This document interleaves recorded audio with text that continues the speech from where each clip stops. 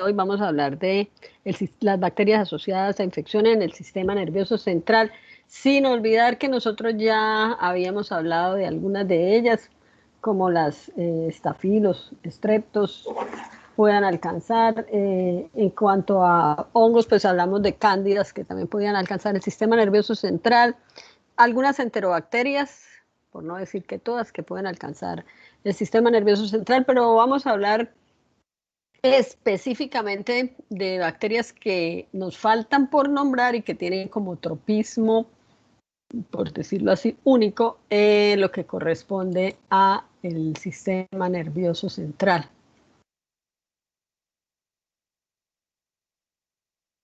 Espérenme un minuto que creo que tengo un problema acá. Listo.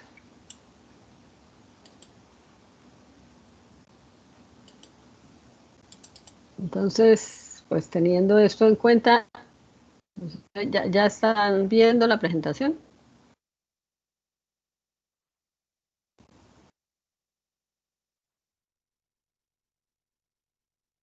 ¿Listo? Todavía está cargando. Ah, bueno. Ay, dice que no encuentra la ventana a compartir. ¿Por qué? A ver, otra vez. Vamos a ver. Ventana. No.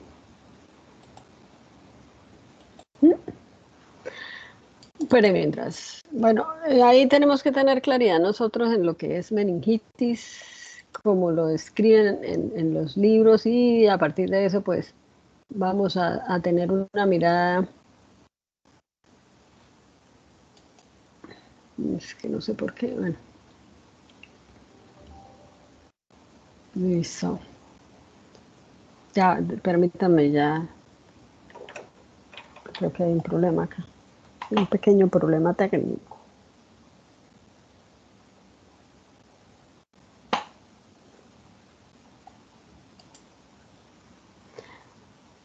Digamos que para tener en cuenta la fisiopatología de la meningitis es consecuencia no solo del contacto con el microorganismo, sino el aumento de los valores en el líquido cefalorraquídeo de citoquinas, quimiosinas, factor de necrosis tumoral, interleuquinas y demás, que son los que van aumentando la permeabilidad de la barrera hematoencefálica y empiezan a inducir, digamos, todo el edema, la salida de proteínas del suero hacia todo el componente del sistema nervioso central. Y formamos hacia el sistema subaracnoideo y el exudado ahí en ese sitio pues es lleno de proteínas, lleno de leucocitos, y eso es lo que permite en parte la respuesta inmune, pero toda la clínica de la meningitis. De tal manera que hay que tener en cuenta eso cuando pues estemos ya compartiendo el tema como tal. Bueno, ahora sí, vamos a ver si, ahora sí. Listo. Bueno, entonces nosotros vamos a empezar a tener una mirada del tema en razón a por qué a veces el microorganismo, digamos que puede multiplicarse rápidamente y empezar a afectar al sistema nervioso central sin que haya una respuesta pronta y específica, porque para nosotros, nosotros sabemos que a nivel del sistema, del líquido cefalorraquídeo específicamente, no hay células de la defensa, ni inmunoglobulinas, ni ninguna citoquina, ni interleuquina, lo que deriva en una demora para empezar a presentar una respuesta inmune específica.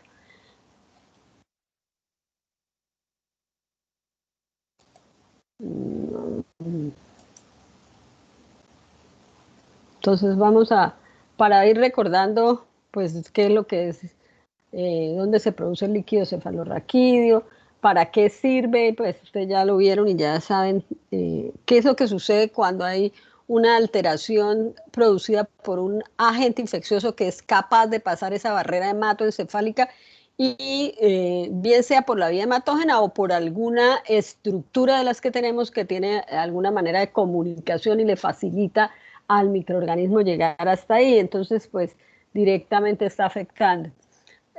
Las barreras que nosotros tenemos para tratar de detener los microorganismos que sean de una manera u otra por capacidad de ellos de llegar hasta el sistema nervioso central, está el epitelio cilíndrico pseudoestratificado ciliado, que son capaces de producir moco para atrapar las bacterias y sus restos, porque son enviadas hacia el esófago y deglutidas, y eso es pues una parte de la inmunidad innata.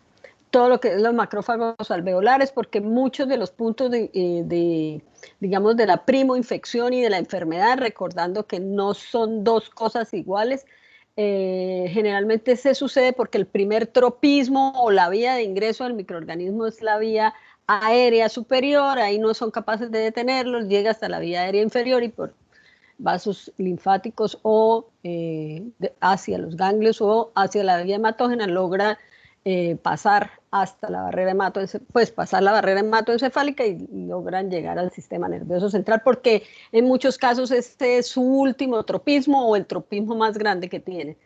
Como parte del reflejo, pues está el reflejo tusígeno, los músculos de la pared torácica y el diafragma, que son importantes para la eliminación de las secreciones en el árbol respiratorio, y por eso a veces las personas que están hospitalizadas, mucho tiempo de cúbito y demás, pues van acumulando secreciones que a la postre se van a contaminar con bacterias como las que ya hemos hablado, pseudomonas y todo este tipo de microorganismos. Hay infecciones como las infecciones producidas por virus que pueden alterar la función del epitelio respiratorio y así facilitan la llegada de bacterias a zonas que son normalmente estériles. Otras, eso pues es una iatrogenia, y una iatrogenia pues también podría ser un carcinoma bronquial que puede causar obstrucción de un bronquio con infección por detrás de esta, y el compromiso del movimiento de los músculos torácicos debido a traumatismo, a cirugías que pueden alterar el reflejo tusígeno. Entonces, teniendo en cuenta eso, vamos a tener claridad, como lo dice el libro de Harrison, que la meningitis bacteriana es una infección supurativa, aguda, localizada dentro del espacio subaracnoideo. Se acompaña de una reacción inflamatoria del sistema nervioso central que puede producir disminución del nivel de conciencia, convulsiones, aumento de la presión intracraneal y apoplejía. La reacción inflamatoria afecta a meninges y el espacio subaracnoideo y parénquima cerebral. Entonces ya, pues ahí tenemos una idea de lo que ustedes van a encontrar como signos y síntomas de la meningitis. No, a veces no importa cuál es el agente causal de la meningitis, los signos y síntomas de ese proceso que está sucediendo son casi todos iguales. Para recordar entonces que hay factores en el huésped que pueden permitir la colonización de esos espacios, como es el estado del epitelio, y ya vimos que lo pueden alterar muchos eventos, y la inmunoglobulina A secretora, que si está en mucosas, que si están de manera normal en el tejido, puede ayudar en la respuesta, y de hecho muchas de las respuestas inmunes contra algún tipo de microorganismos, si son en mucosas, se ve el aumento de la inmunoglobulina A. Las bacterias logran hacer endocitosis a través de las células, y de hecho la usan, ¿no? A veces la célula para viajar hacia otros sitios dentro de la célula. Y no hay una actividad que haga la lisis de esa bacteria. Y de esa manera, haciendo endocitosis y transitosis, pues logra alcanzar la vía hematógena. Eso es lo que pues debería haber como defensa en el hospedero, un estado del epitelio normal, bien estructurado, sin alteración de las células, pero pues hay eventos que logran alterar eso o la misma presencia de ese agente. Factores bacterianos que determinan la colonización, la cápsula, proteasas de inmunoglobulina A las adhesinas, sin las cuales no discurre el proceso entre infección y enfermedad, y la microbiota normal, que en determinados momentos, ya lo hemos ido hablando, se convierte en, deja de ser bioma para convertirse en un patógeno. Y predominan algunos factores patogénicos bacterianos que le permiten pasar, y miren que logra pasar entre las uniones de las células. No necesita ser endocitosis y puede alcanzar la vía hematógena. Las bacterias, digamos, de la bacteriemia asintomática, porque acuérdense que hay transitorias y al fin se hacen definitivas. Generalmente todas las bacterias buscan la vía hematógena y a través de esto logran alcanzar el líquido cefalorraquídeo. Algunas hay que son asintomáticas. Lo primero que hacen es adherirse a la pared capilar y se introducen en el líquido cefalorraquídeo en cantidades pequeñas. Pues a veces se hace por la fiebre y demás, aumenta la permeabilidad y esto es lo que sucede. Tiene que aumentarse la capacidad de adherencia y todo, porque para que se estructure una respuesta inmune en el líquido cefalorraquídeo tienen que salir las células del líquido cefalorraquídeo y pasar, perdón, del vaso sanguíneo y pasar al líquido cefalorraquídeo.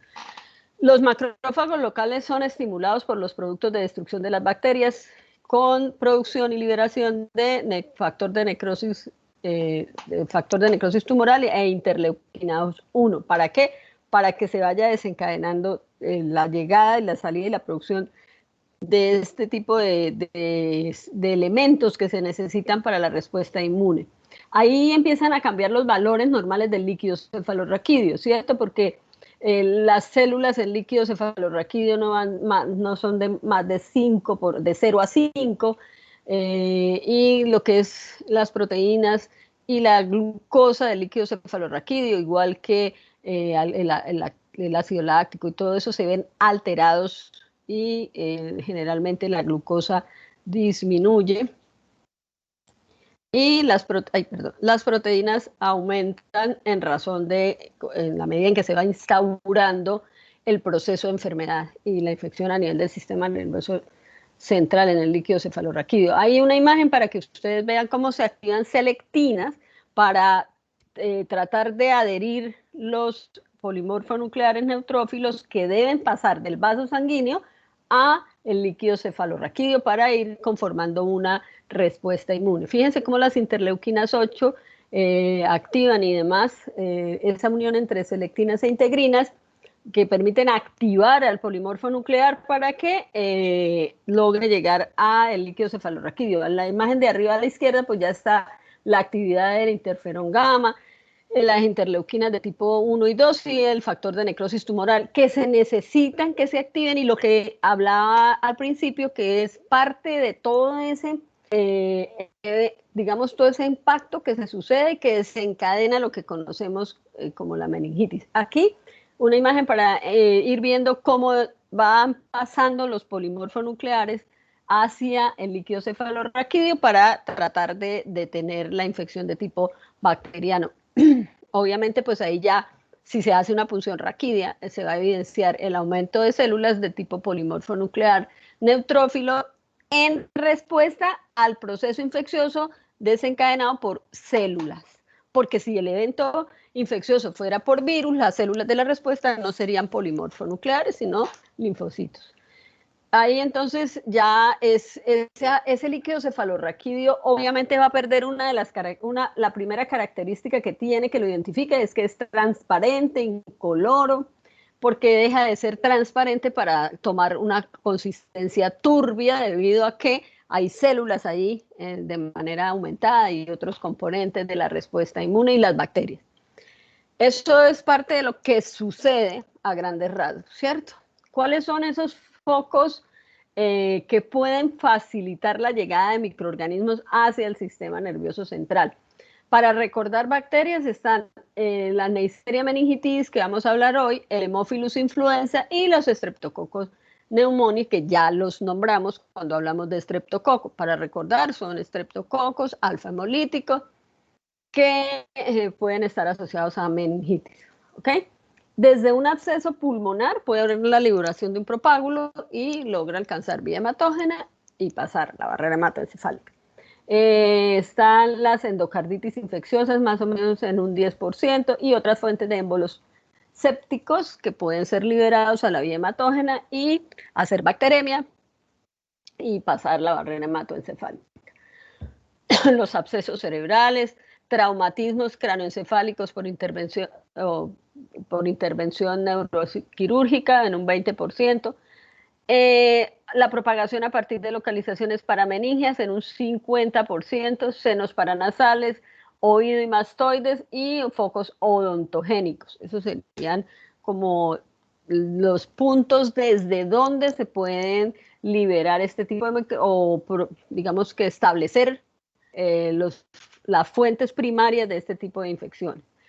Bueno, como nosotros ya hablamos de Streptococcus pneumoniae y de otras bacterias, nos quedaría para hablar de Neisseria meningitidis, Haemophilus influenza y la Listeria monocytogenes. Nosotros hablamos la semana pasada de las infecciones de transmisión sexual en el género Neisseria, la Neisseria gonorrea, y también hablamos del Haemophilus ducreyi, y nos quedaría como de nuevo, de un género nuevo, la Listeria monocytogenes. ¿Quién es el Haemophilus influenza? Son cocobacilos gram negativos, pequeños, de mucosas. Entonces pensemos lo que hemos venido hablando en este referente, que generalmente las cadenas, como son gram negativos, pues deberían tener lipopolisacárido, pero sí lo tienen, pero no se llama así porque las cadenas laterales son más pequeñas. Entonces aquí volvemos a hablar de lipo-oligosacáridos. Necesitan para crecer en los medios de cultivo factor 5 y factor 10 de la sangre. Son anaerobios facultativos. Algunos tienen cápsula y otros no, y eso tengámoslo presente para más adelante ir como haciendo una correlación. Necesitan crecer en medios enriquecidos, son a veces dificilitos de aislar en medios sintéticos. Es un microorganismo que es estrictamente humano. Son microbiota de la nasofaringe. Si son parte de nuestra microbiota, pues los sanos se van a contaminar teniendo contacto con personas que pueden tener el microorganismo. Las enfermedades más comunes, la enfermedad más común que produce el Haemophilus influenza es la meningitis por Haemophilus influenza. Produce además epiglotitis, neumonías en niños, en un 90% producidos por el Haemophilus influenza tipo B, y esas son las siglas, pero fíjese que es B larga, por favor. Entonces, si lo encuentran por ahí, ya saben que es el Haemophilus influenza tipo B, es el que se puede tipificar porque tiene cápsula y es el de mayor patogenicidad. Los que no tienen cápsula, que son no tipificables, pueden producir también infecciones, pero no tan graves como esta. Hoy en día, en Colombia no debería haber niños menores de 2 años con meningitis por este microorganismo, porque la vacuna está dentro del esquema de vacunación. Entonces, el niño antes de los 2 años ya tiene el esquema de vacunación y no debe sufrir este proceso infeccioso que es en algunos casos mortal y en otros casos graves porque deja secuelas. O dejaba, bueno, hablemos en presente porque sí lo hace, lo que pasa es que existe la profilaxis contra este microorganismo. Y la epiglotitis, que puede producir obstrucción de la vía aérea superior y obviamente pues o la muerte o todas las complicaciones que pueden quedar por hipoxias que pueda sufrir el niño en determinado momento. La enfermedad que produce el Haemophilus influenza es una enfermedad invasiva. Este microorganismo habita el epitelio, invade tejidos profundos, alcanza la vía hematógena, produce bacteremia, se propaga al sistema nervioso central y a otros tejidos como los huesos y las articulaciones en menos de 3 días. O sea que la capacidad de virulencia que tiene, de multiplicación y de propagación es muy rápida. Teniendo en cuenta pues que el niño todavía no tiene una respuesta inmune, porque estamos hablando de niños, de lactantes y de niños menores de 2 años, o sea, una edad en que todavía es muy vulnerable porque tiene un sistema inmune que no es competente del todo todavía. Y eso nos deja frente a otro escenario. El adulto mayor también puede sufrir este tipo de infecciones, así como puede sufrir las de neumococo. por la misma circunstancia, una debilidad o lo que se conoce como la inmunosenescencia. Se propagan y es propia de las cepas encapsuladas, es decir, el Haemophilus influenza tipo B. Ese es el que está asociado a estas infecciones más graves. El Haemophilus el Haemophilus influenza no encapsulado, pues pueden estar asociados a bronquitis, a otitis media, ¿sí? Que sería, pues, de todas maneras, pues la bronquitis no es que sea una delicia que la tenga un niño, por, digamos, todas las complicaciones que se derivan de este tipo de patologías. En Haemophilus influenza encapsulado, entonces puede estar asociado a celulitis, a epiglotitis y a meningitis. Entonces, el cuadro de la presencia en el niño del evento de infección producido por Haemophilus influenza, pues es ligeramente más complicado. Incluso, pues, puede producir la muerte del niño si no se determina la infección a tiempo y si el niño no está vacunado. Hoy en día no debe haber cuadros graves y mortales porque el niño debe estar vacunado.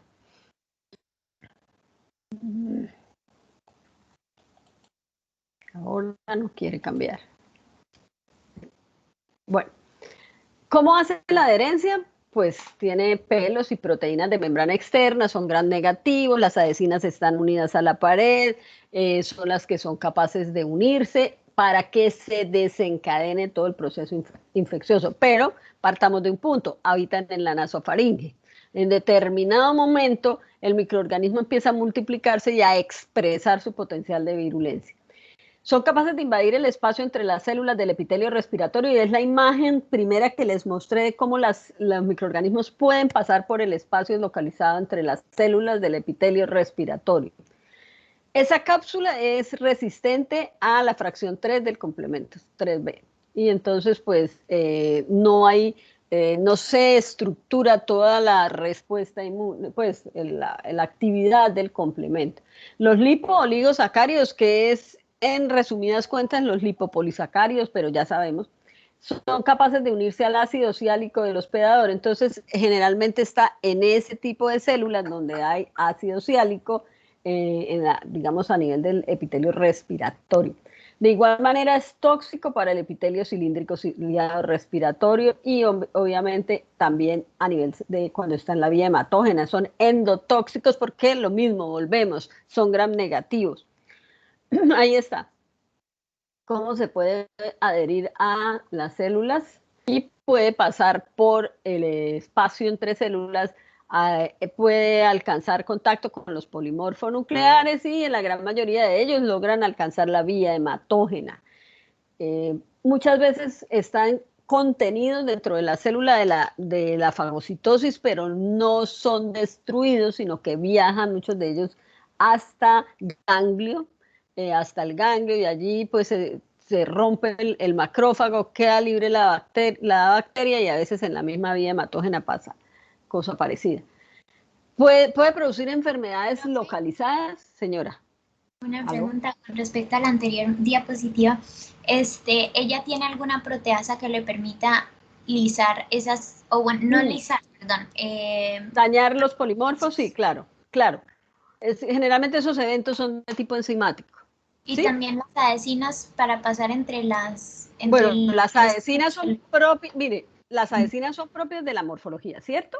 Porque recordemos que las adhesinas están unidas a la pared en los gram negativos, en la pared externa, en la membrana externa, que está en los lipopolisacáridos, porque digamos, si no tuviese flagelos, y aquí también le aumenta la adherencia, el potencial de adherencia, que es una célula, una bacteria encapsulada. Eso demora la fagocitosis, le puede ayudar a la adherencia y además la protege de la acción de algún tipo pues de todas las enzimas y sustancias que tienen los polimorfonucleares. Aquí también el evento podría ser que el fagolisosoma no tiene el pH, pues no hay un pH ácido adecuado que permita la actividad completa del fagolisosoma. Entonces se unen todos esos eventos, ¿sí? Pero las adhesinas también son parte de la de la morfología de la bacteria. Lo otro es enzimático, ¿sí?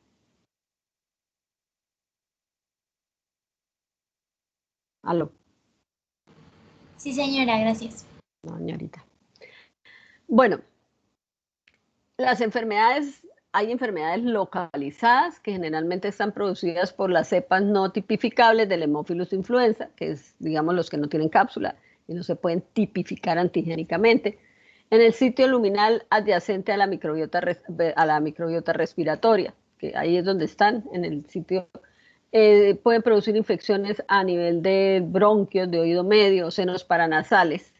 O sea que también pueden producir infecciones importantes. Lo que pasa es que no son capaces de producir el paso hacia el sistema nervioso central, o sea, no están asociados a meningitis ni a la epiglotitis, que digamos son las dos presentaciones clínicas del proceso infeccioso con mayor riesgo para la persona que lo sufre. Puede producir de este proceso infeccioso quedan anticuerpos anticapsulares, que es, digamos, la forma de inmunidad. La vacuna es específicamente contra el Haemophilus influenza tipo B, que es el que está asociado a la meningitis.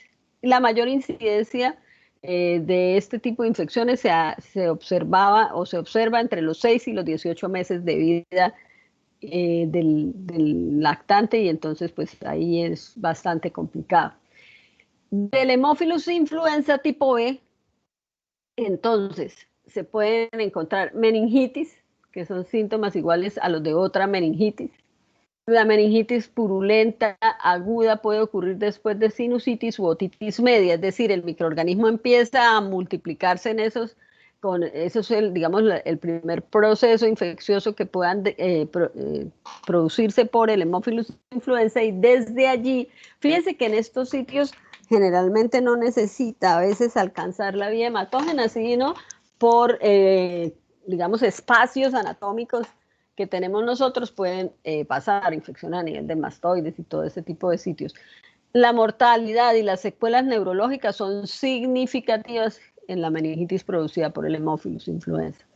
La epiglotitis es, digamos, ¿qué es lo que la clínica de este tipo de infecciones o los síntomas, los signos que confirman o que dan la impresión diagnóstica, porque pues la confirmación se hace ya pues con otras formas de identificación? Es una epiglotis inflamada, tumefacta, de color cereza, que sobresale hacia la vía respiratoria.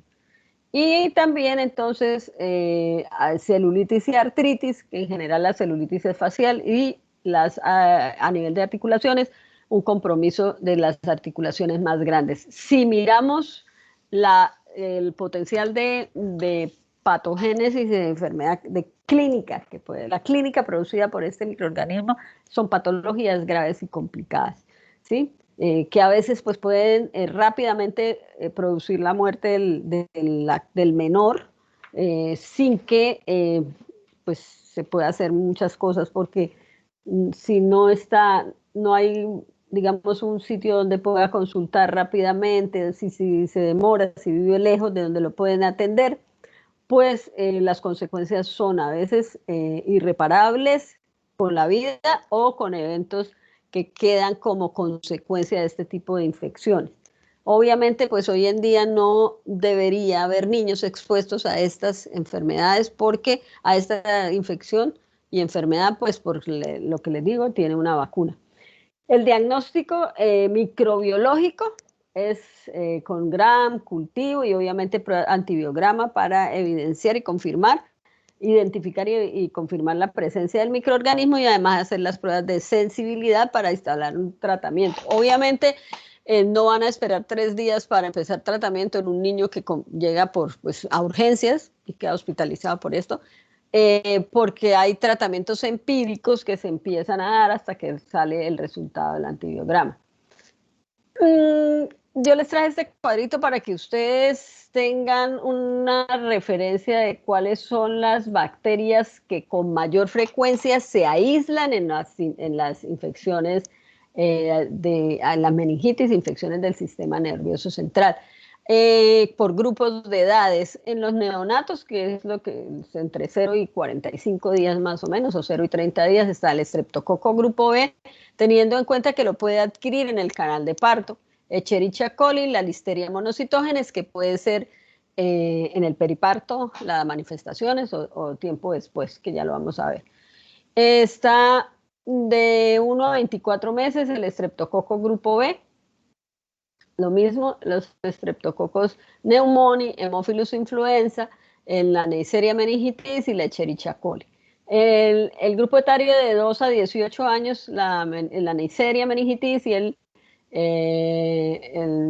no, que me quedo aquí, no, ese estreptococo pneumoniae. De 18 a 65 años, Neisseria meningitis y el neumococo pneumoniae. Y de 65 años en adelante, Streptococcus pneumoniae, Listeria monocitógenes y Escherichia coli. Esos serían como los agentes que con mayor frecuencia se aíslan en este tipo de eventos infecciosos. Generalmente derivan de procesos, digamos, como comorbilidades de un proceso infeccioso primario y que pues aquí es como una complicación. Y ahora no quiere pasar. Ya. Para la identificación molecular, les traje para que ustedes sepan qué es lo que se está usando y qué es lo que, digamos, son las principales pruebas moleculares que se usan para este tipo de identificaciones.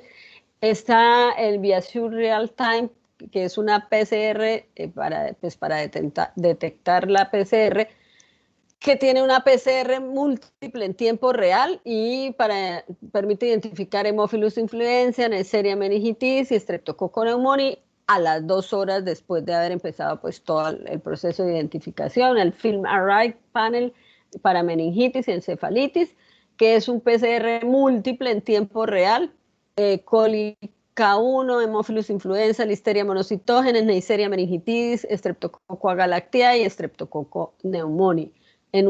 Aquí falta y no se lo puse, pero para que lo recuerden mañana, aquí también puede identificar criptococo. Mañana vamos a hablar nosotros de criptococo. Y estos paneles también permiten la identificación de el material genético del criptococo en 1 hora. Está el Speed Oligobacterial Meningitis, que es un ensayo oligocromatográfico para lo mismo, para identificar neumonía, meningitis, Haemophilus influenza en 5 minutos después de que arranca la PCR, más o menos 1 hora o 2 horas. El Genoflow Meningitis, que bacteriana Wright, que es un test kit, que es un ensayo también oligocromatográfico para todos esos microorganismos más o menos iguales, y incluyendo el criptococo en 3 horas. Si nosotros miramos eso, en 3 horas hay la confirmación de la presencia del agente asociado al proceso infeccioso, que eso ya es mucho porque ya pues el médico sabe cuáles son por lo general los antibióticos que pasan la barrera hematoencefálica, que sirven para ese tipo de microorganismos y confirman, porque la meningitis hay que reportarla. Entonces, sobre todo, por ejemplo, si es tanto por casi cualquiera de los agentes, pero más, por ejemplo, por Neisseria meningitis, y ya vamos a ver, porque es muy fácilmente se puede producir el contagio de las personas que estén conviviendo con la persona infectada. Hay como para que ustedes tengan una mirada de lo que existe hoy en día. Obviamente hay que hacer pruebas de sensibilidad, cultivo de líquido cefalorraquídeo y de hemograma, de hemocultivo, ¿sí? Para confirmar y hacer las pruebas de sensibilidad. Ay, ay, ay. Bueno, vamos a hablar de la listeria monocitógenes. La listeria monocitógenes no la habíamos nombrado nosotros como género. Es un bacilo gram positivo que tiene la capacidad de crecer a temperaturas por debajo de los 0 grados centígrados y se nos convierte en un reto, sobre todo para los sitios donde se almacenan alimentos de origen animal, carnes de res, carne de pollo, a veces algunos quesos y esto, porque pueden crecer en las neveras, en los enfriadores. Si no se tiene una buena higiene, si la carne viene contaminada de origen y donde se empieza a guardar y almacenar para luego pues la venta y demás, puede contaminarse y desde allí se derivan todos los procesos de infección. La infección es por vía oral, porque el vehículo es el alimento. Tiene una movilidad que se puede observar cuando está creciendo a menos de 37 grados centígrados. Y ahora este coso no quiere cambiar. Ay, ya. Digamos que la Listeria monocitógena es la única de 6 especies de Listeria que es patógena para los seres humanos. Son 13 serotipos. La diferencia se hace en antígenos de tipo flagelar y de superficie. Pero la mayor parte de los casos en los seres humanos se limita a esos tipos que están ahí, 1,2A, 1,2B y 4B. Eso es antigénico, eso es, digamos, la presencia de algunos antígenos y demás. Hoy en día, pues, se identifica también por ADN y eso ya vieron ustedes que es una maravilla para confirmar y la identificación de los microorganismos. ¿Qué factores de virulencia tiene para desencadenar procesos que se pueden convertir en graves y complicados? Tiene proteínas de superficie asociadas a la capacidad de invasión porque tienen lo que se llaman internalinas, que son las que le permiten la adherencia y lograr ingresar a la célula. Una citosina formadora de poros que es la listeriolicina O, que es la que le ayuda a internarse y a permanecer en el interior de la célula. Generalmente lo que hace es multiplicarse ahí, viajar dentro de la célula, hace todo el tránsito, incluso va hasta hígado por la vía portal, porque el ingreso es por los alimentos, entonces desde el intestino logra extenderse, daña la superficie de las células, y entonces esa célula que lo tiene es fagocitada porque hace como unos filópodos, la impacta a la célula y la daña, y entonces eso hace que sea pues fagocitada y ahí va a viajar dentro de ese fagosoma y se va a extender la infección. A veces se libera de ahí y va y invade en otras células.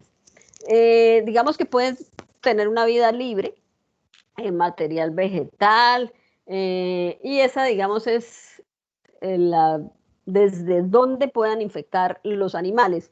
Y se infectan los animales de consumo, entonces pues sus derivados, sus productos van a estar infectados por la bacteria, como las carnes y la leche, sin tener esa protección que a veces por llevarlo a congelar a temperaturas por debajo de los 0 grados centígrados, pues la bacteria pierde viabilidad. Esta no, porque es capaz de adaptarse a ese medio, porque tiene genes que le permiten, digamos, tolerar por formas enzimáticas esas temperaturas.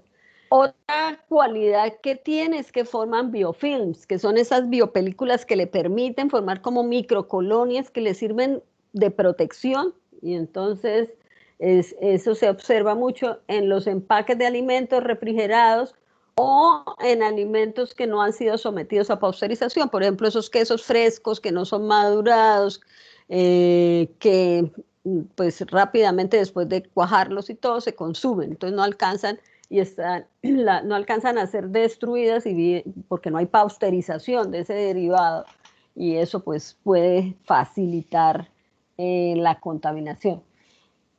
Digamos que cuál es en una persona inmunocompetente, pues a veces no pasa de un evento diarreico que por lo general se le atribuye con mayor frecuencia a protozoarios, sobre todo, entonces no es motivo de consulta. Hay 2 grupos poblacionales en los cuales es importante tenerla en cuenta.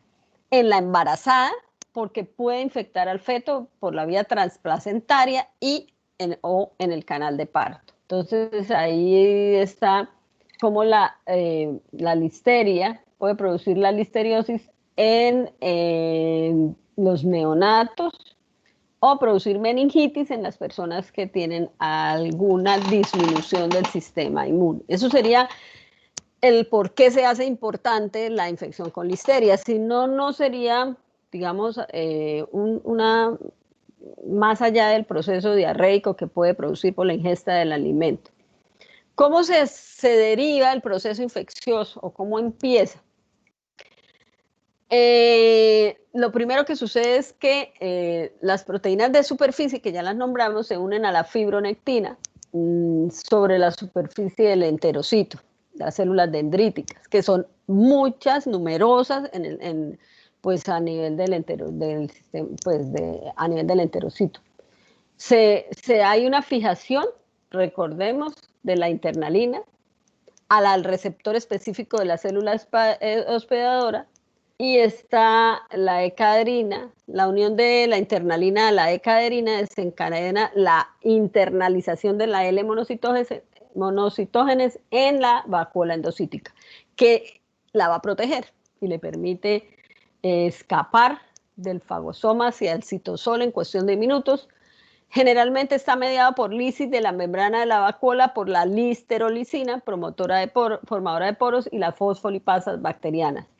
Tiene lugar con tanta rapidez que no hay un tiempo para que los lisosomas se fusionen con el endosoma invasor. Entonces, la bacteria es capaz de internalizarse dentro de la célula, escaparse del fagosoma, impactar la membrana de la vacuola, de la célula, perdón, porque ya la vacuola pues la destruye, y empieza a pasar a las células adyacentes. Una vez dentro del citosol, continúa moviéndose a través de la célula, altera el metabolismo de la actina celular y la infraestructura microtubular, y ahí forma daño, digamos que dentro de la célula y en la membrana. Todo mediado por las listerolicinado y otras proteínas. Generalmente hace una polimerización de la actina y es como si tuviera una cola de actina para poderse impulsar contra las membranas de las células. Los monómeros de actina se concentran de manera secuencial directamente detrás de la bacteria, que es como si tuviera una cola de un cometa, así más o menos, el cometa y la cola, y eso la impulsa para que impacte la membrana de la célula dentro de la cual está, a veces logra pasar a la célula adyacente y así se va extendiendo. Que está pues conectada a largos filamentos de actina. La adición de nuevas unidades de actina a la cola impulsa al organismo a través del citosol como un cometa. Después de mucho tiempo, este tipo de listerias llegan al borde de la célula y lo que les estoy diciendo, impacta y en vez de detenerse lo que hace es empujar, llevándose la membrana celular original junto con ellas, y eso pues produce destrucción de la célula y todo, se altera todo el epitelio. ¿Sí? Y digamos que el microorganismo queda envuelto en un conjunto de doble membrana de las células hospedadoras que de nuevo se disuelven otra vez por listerolicina y las fosfolipatas, y empieza otra vez el ciclo nuevamente en otra célula, y ahí está la imagen bien hechecita de lo que es. Ahí pues ahí entra la bacteria a la célula. Fíjense cómo se borran, el epitelio queda liso del enterocito. La bacteria logra ingresar, queda dentro del fagosoma, del endosoma, y queda ahí, la listerolicina empieza a producirse, la bacteria se libera, empieza a formarse los filamentos de citoesqueleto y la polimerización de actina, que es lo que le da la fuerza para lograr pasar a las células adyacentes, y de esa manera logra ingresar a otras células y logra alcanzar la vía hematógena. Y eso es lo que le permite en un paciente inmunocomprometido lograr llegar al sistema nervioso central, o en la embarazada pasar a placenta y producir infecciones en el feto. Digamos que la respuesta inmune está medida por células, macrófagos de tipo TLR, con un patrón de respuesta de TH1, hay actividad de los CD4 y los CD8 con producción y liberación de citocinas e interferón para poder pues tratar de limitar la respuesta. La primoinfección pues no tiene unas manifestaciones bien clásicas, son como prodrómicas, ahí malestar en algunos, aumento ligero de la temperatura, ¿Cuándo se empieza a hacer más evidente el proceso infeccioso? Cuando ya logra alcanzar la vía hematógena. A nivel del intestino, pues puede producir dolor abdominal, náuseas, diarreas y fiebre. Cuando se hace sistémico ya en adultos o en personas con alguna limitación de la forma de respuesta, pues fiebre, malestar y síntomas. Tiene un tropismo específico por el sistema nervioso central, incluyendo parénquima, encefalitis. Produce encefalitis y meningitis, con una tasa de mortalidad elevada, pero es en personas que tienen una disminución de la competencia del sistema inmune. En la enfermedad intrauterina puede producir mortinatos o una enfermedad diseminada, que se evidencia al momento del parto, que es, digamos, la que se hace ya inmediatamente después del parto, y o cerca de este si la infección es en el canal de parto, ¿sí? O sea, puede ser que la bacteria no alcance a pasar la placenta, pero sí queda digamos, presencia de la bacteria y se puede infectar en el canal de parto. Es grave en pacientes con SIDA y obviamente en el recién nacido o en el feto, que es la listeriólisis infantiséptica, que es al momento del parto o después de un tiempo, cuando se empiezan a evidenciar los eventos que puede producir dificultad respiratoria y algunas de estas complicaciones que pueden llevar a la muerte del neonato o la interrupción del embarazo. Para el diagnóstico microbiológico, coloración de Gram, hemocultivos, cultivos de líquido cefalorraquídeo, pero ya vimos en el cuadro que les mostré que por PCR pues se hace el diagnóstico, pues la identificación, no el diagnóstico es clínico y lo hace el médico. Lo que se hace en los paraclínicos es para la identificación del agente infeccioso.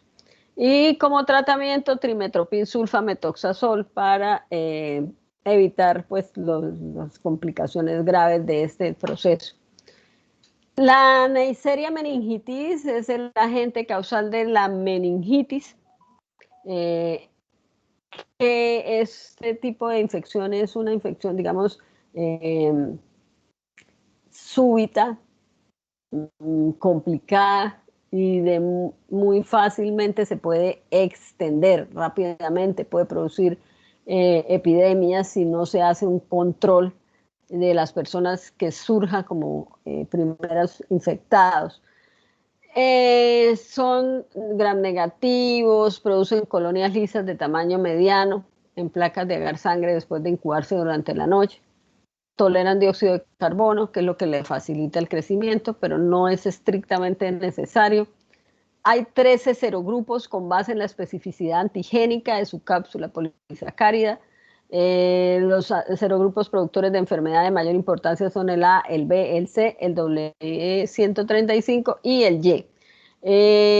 Eso se hace para hacer pues como la identificación epidemiológica de cuáles son las cepas virulentas que circulan en las zonas, sobre todo que hay países donde el control de este tipo de infecciones es muy precario. Lo que es la parte central de África es lo que se conoce como el cinturón de la meningitis, porque pues por las circunstancias, digamos, socioeconómicas que viven en esas regiones, no hay una buena cobertura de salud y eso pues facilita este tipo de infecciones. Y si las personas viven en hacinamiento, sufren desplazamientos y no hay cuidado de proteger a las personas de este tipo de procesos, pues generalmente se puede ver un número, pues una incidencia aumentada de este tipo de infecciones.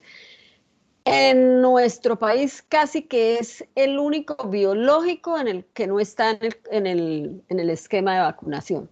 Sería como lo único que nos faltaría en Colombia para tener un esquema de vacunación parecido al de los Estados Unidos, donde allá sí lo tienen como parte de las vacunas. No sé si allá será como aquí, que las vacunas son gratis. Generalmente pueden contener 2 clases de pelos y múltiples clases de OMP, que es lo que les sirve para, digamos, adherirse, y en eso se asemeja a la de la Neisseria gonorrea.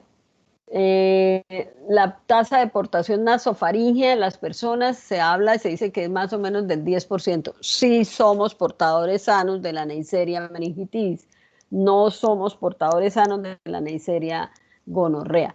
De manera que la transmisión es por contacto directo entre personas en gotas respiratorias, lo que lo hace que se pueda extender muy fácilmente. En los países desarrollados, el serogrupo, B, C y Y son los más comunes. Las de la son las que pueden causar las mayores epidemias. Entonces, por eso es importante hacer lo que hacen en epidemiología para diferenciar. Hay un cuadro donde está tanto el gonococo como el meningococo encapsulados, se adhiere a las vellosidades, se introduce en la célula, se multiplica dentro de la célula, escapa de la célula de la fagocitosis y puede alcanzar la vía hematógena, la Neisseria meningitis.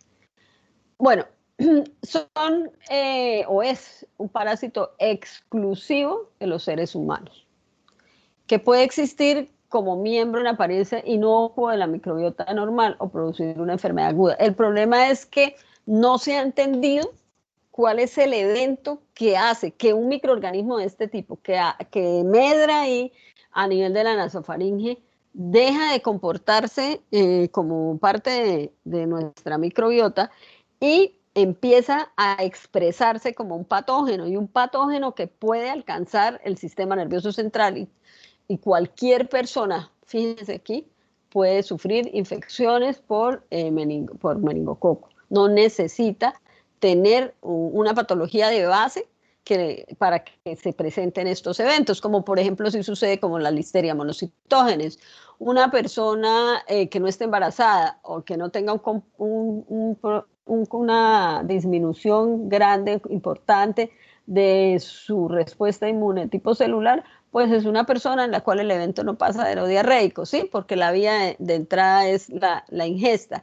En cambio, en el Haemophilus, que también es parte de la microbiota, y en la Neisseria, pues digamos, cuando se rompe ese control del sistema inmune o de las mucosas, permite que se propaguen estas bacterias y se comporten como verdaderos y absolutos patógenos. La otra forma es que no sea la cepa que tiene la persona como microbiota, sino que tiene contacto con una persona que tiene una cepa patógena. La inhala y empieza todo el proceso infeccioso. La diseminación parte de la nasofaringe y se produce una bacteremia con endotoxemia y meningitis. La meningitis empieza y se desarrolla súbitamente. Entonces, los signos aparecen casi que en un lapso de 24, 48 horas con toda la magnitud. Tiene pelos meningocóxicos que sobresalen a través de la cápsula y son los mediadores primarios de la fijación inicial a las proteínas de superficie del tipo CD46 y sobre células no ciliadas en el epitelio nasofaríngeo. Nosotros hablamos de la estructura morfológica de la Neisseria gonorrea y hablamos de cómo puede adherirse a este tipo de células también. Recordemos que son de la misma familia. Esto es el inicio del proceso de la invasión. La bacteria se adhiere, forma microcolonias y se unen a las microvellosidades epiteliales, entran a esa célula en una vesícula rodeada por membrana. Una vez dentro, los meningococos pasan rápidamente a través del citoplasma, salen a la submucosa y a la larga al torrente sanguíneo.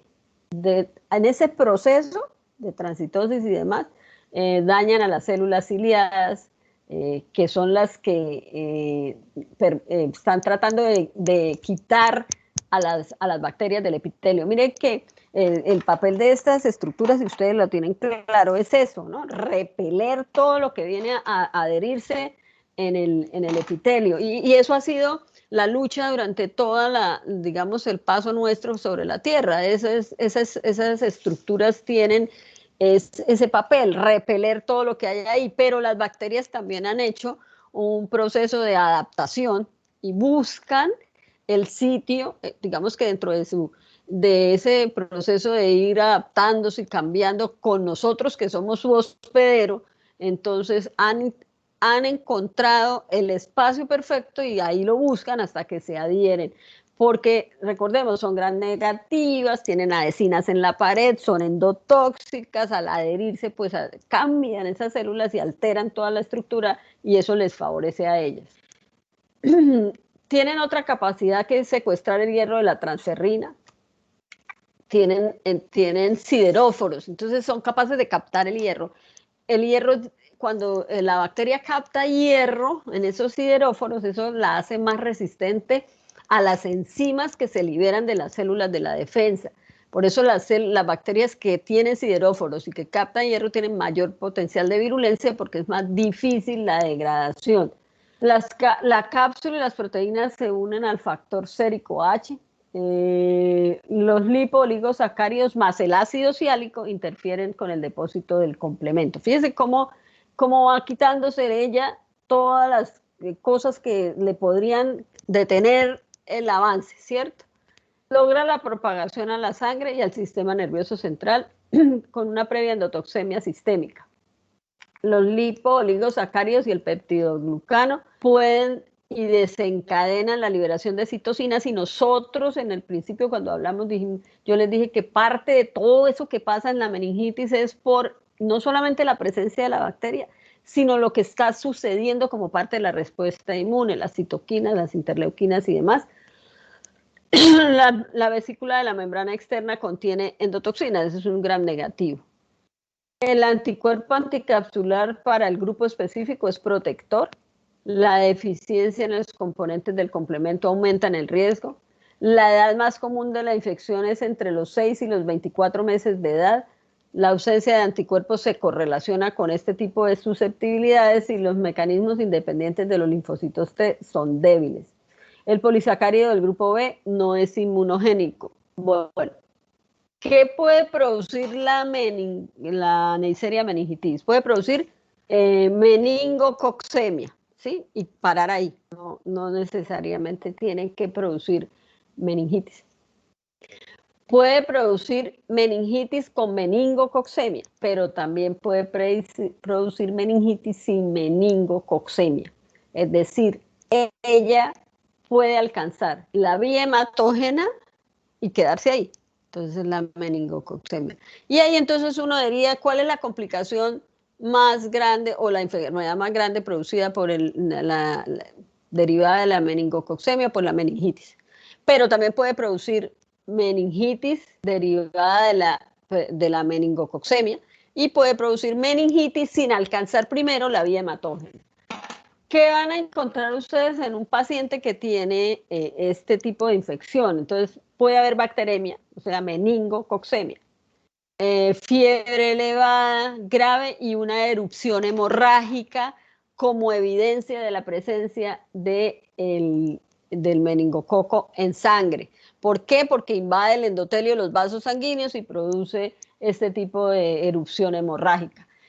Puede desencadenar una coagulación intravascular diseminada como parte de pues, todo ese proceso infeccioso que deriva en el consumo de los factores de la coagulación, de las plaquetas y demás, y derivan en una coagulación intravascular diseminada, porque empieza a producirse pequeños trombos. Fíjense cómo tiene una explicación. Empieza a producir pequeños trombos a nivel de los vasos sanguíneos y empieza a extenderse esa coagulación intravascular diseminada y eso termina por producir la muerte del paciente, ¿cierto? Es como la evidencia grande de ese proceso séptico que se está produciendo.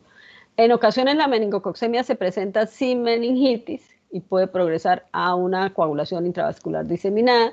a un choque fulminante con una destrucción hemorrágica bilateral de las glándulas suprarrenales, que es lo que se conoce como el síndrome de Waterhouse-Friedrich. No obstante, la enfermedad no siempre es fulminante y algunos pacientes únicamente exhiben febrículas, artritis y lesiones cutáneas que se desarrollan con lentitud a lo largo de un periodo de días a semanas.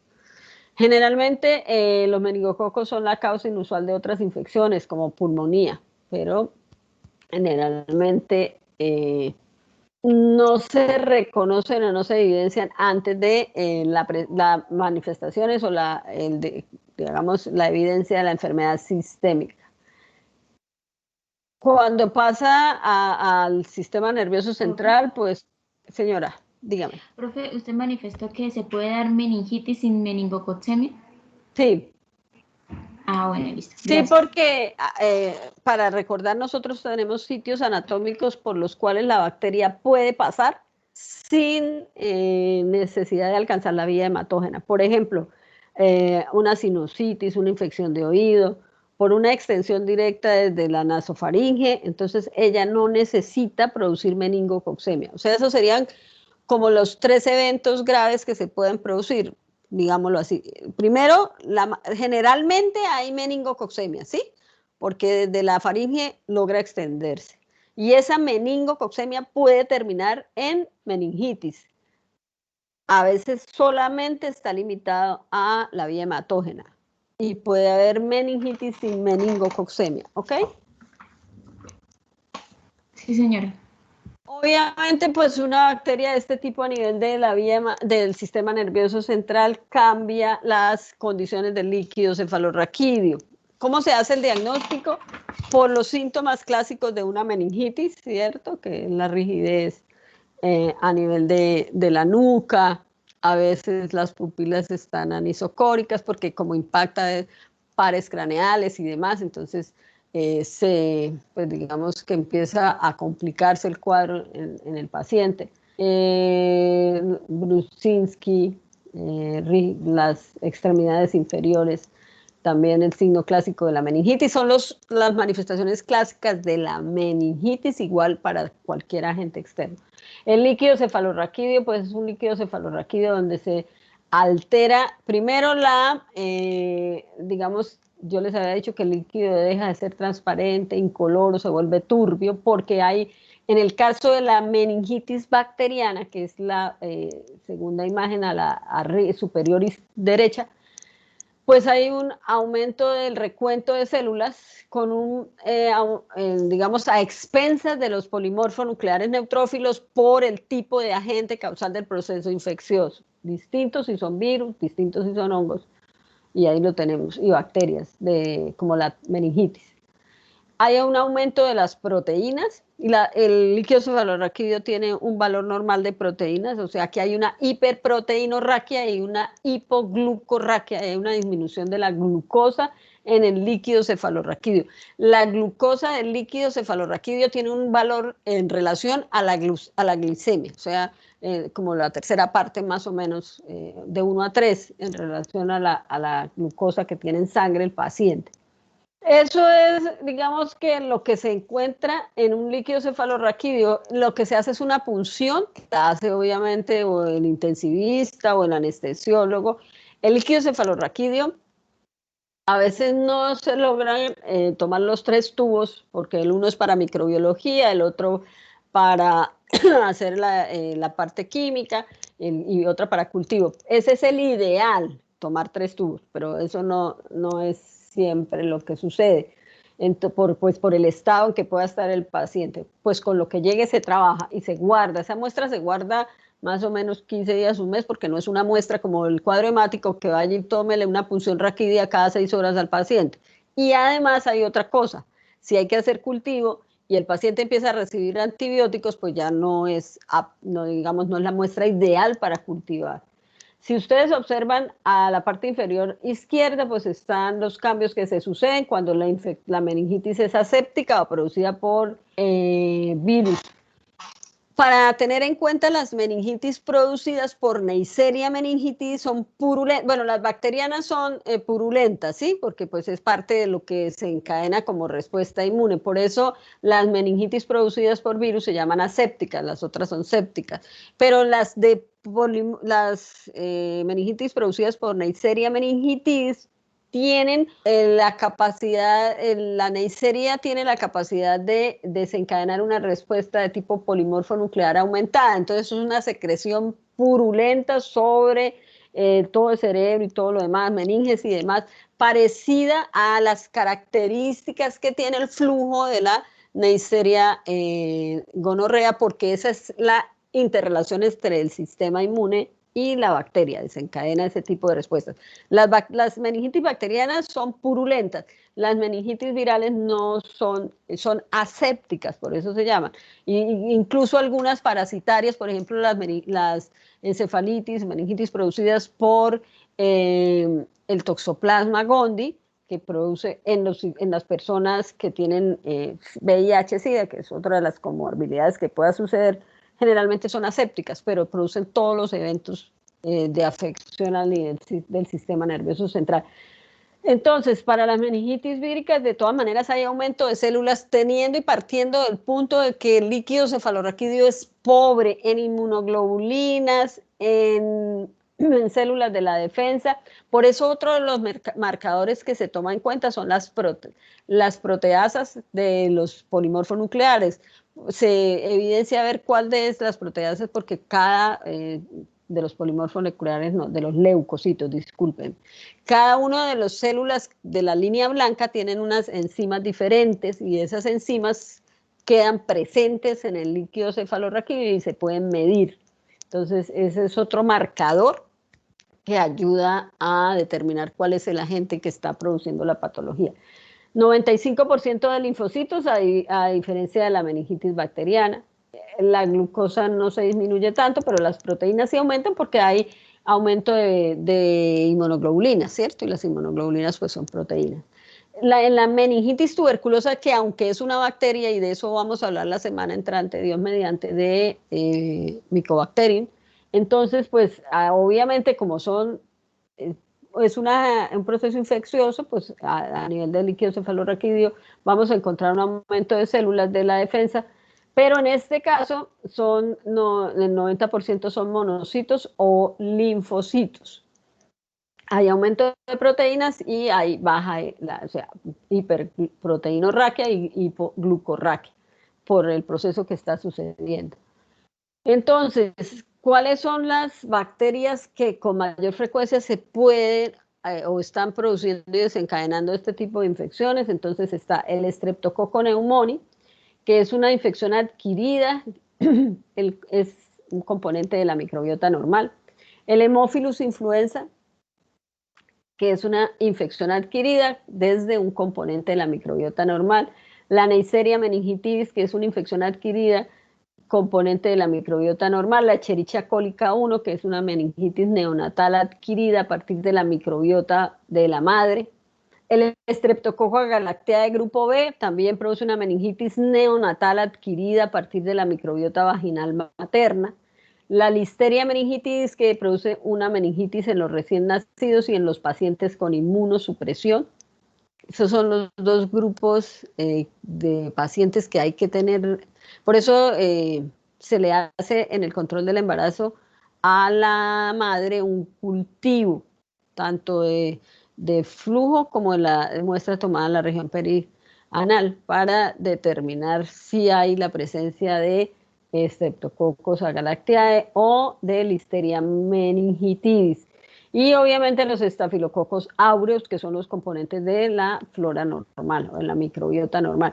Si nosotros miramos este cuadro, ya hemos hablado de todos y cada uno, de manera que ustedes, en lo que corresponde a meningitis bacterianas, ya tienen una mirada bien definida.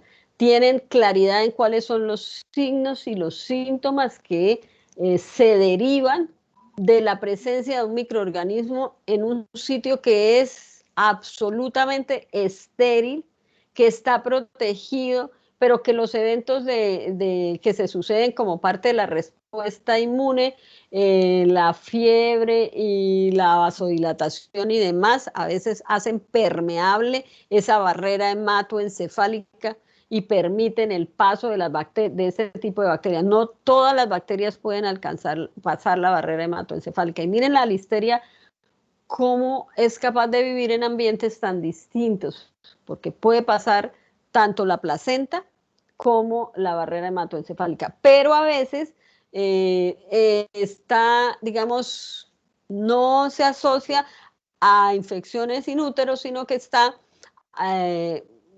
pues digamos a nivel del periné y demás, y puede alcanzar el canal de parto y puede producir infecciones en el momento del parto, igual que sucede con el Streptococcus galactiae. Entonces ahí se hace un control en el embarazo para evitar las complicaciones que se derivan de la infección con este tipo de microorganismos en el momento o sea, en el neonato. Sí, que para la histeria pueden aparecer, empezar a aparecer los síntomas ya inmediatamente después del parto, si han sido durante el embarazo, y aparecen un tiempo después, 2 semanas, un mes después, si la infección fue adquirida en el canal de parto. ¿Tienen alguna pregunta?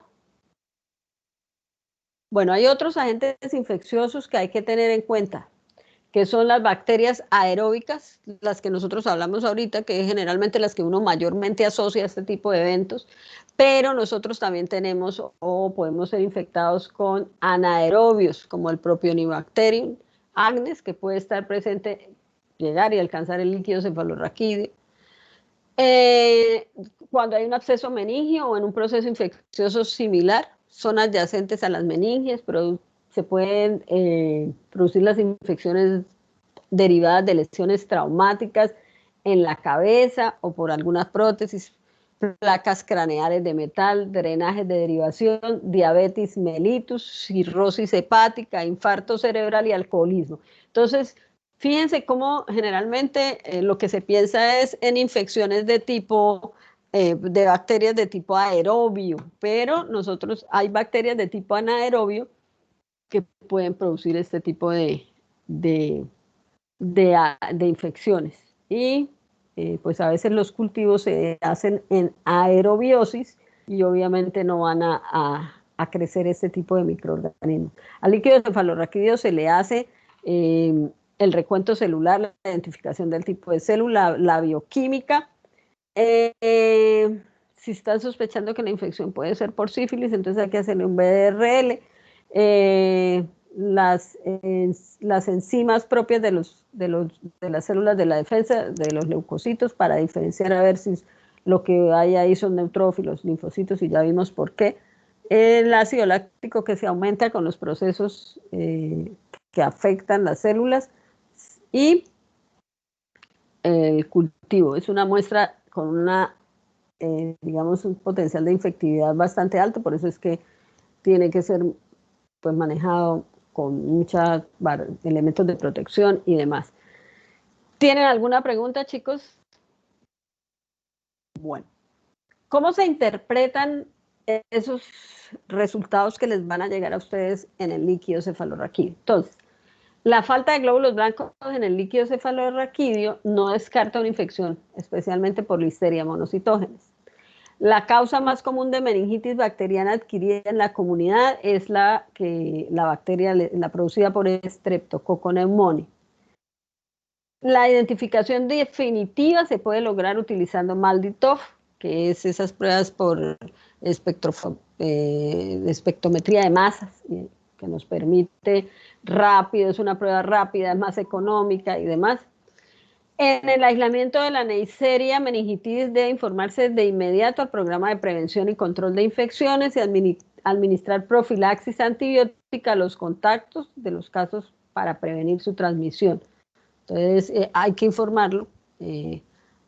Creo que tiene una casilla en el Civigila para los eventos de semanas epidemiológicas.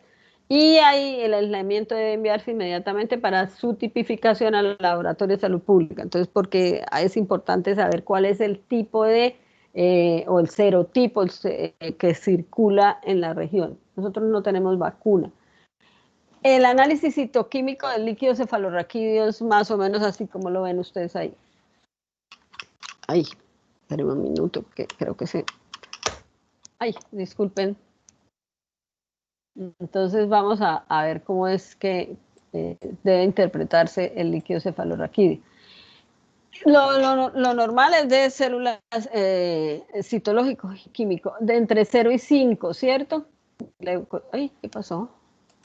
Leucocitos por milímetro cúbico. No hay ningún tipo de células predominantes, con unas proteínas entre 15 a 50 miligramos por decilitro, con una glucosa de entre 45 a 100 miligramos por decilitro. Cuando hay una infección viral, entonces hay un aumento de 2 a 2.200 leucocitos por milímetro cúbico. Células mononucleares, proteínas ligeramente elevadas, pueden subir de 50 a 100 miligramos por decilitro, o normales, y la glucosa es normal. Cuando hay una infección purulenta, que es todas las que tuvimos hoy, que son todas esas producidas por ese tipo de bacterias que hablamos hoy, generalmente hay un aumento de entre 5 a 20 leucocitos por milímetro cúbico, polimorfonucleares predominantemente, proteínas superiores a 100, glucosa menor de 45, y ya en las infecciones fúngicas o por Mycobacterium tuberculoso hay un aumento de 5 a 2.000 células, leucocitos por milímetro cúbico, células mononucleares generalmente, proteínas mayores a 50 miligramos por decilitro, y la glucosa puede estar normal o baja, y eso es lo que ustedes tienen que interpretar cuando les llega el reporte del líquido cefalorraquídeo. Pero ya ustedes saben por qué, de dónde sale todo esto, qué es lo que pasa de la presencia, qué se deriva primero en las células donde se adhiere, donde tiene su primer paso de adherencia, cómo afecta ese tipo de tejidos y cómo desde allí puede derivarse hasta el sistema nervioso central, y ya pues la lesión se vuelve sindrómica con todas las manifestaciones propias de la afección de un microorganismo. Pues es que aquí altera todo, ¿cierto?